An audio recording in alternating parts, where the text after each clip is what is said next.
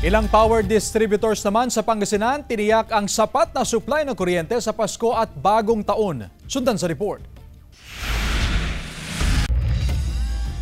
Base sa monitoring ng Department of Energy at National Grid Corporation of the Philippines, walang nakikitang pagnipis sa reserba o supply ng kuryente para magkaroon ng alert system ngayong holiday season. Tiniyak ito ng ilang power distributor sa Pangasinan tulad ng Senpelco at Decorp.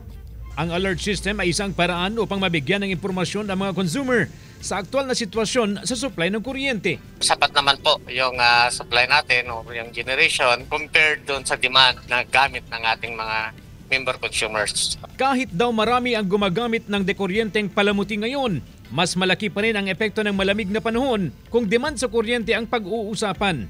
Asahan daw na aabot na hanggang sa Bagong Taon ang matatag na supply. Huwag lang magkaroon ng unscheduled shutdown o maintenance ng mga generating plant. Huwag lang magkaroon ng mga transmission constraints na wala namang kaming control sa ganun.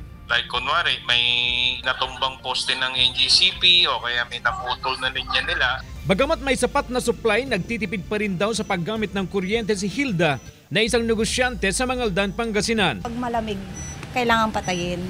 Kailangan mong magtipid dahil iba yung kuryente namin kasi dito ay commercial siya.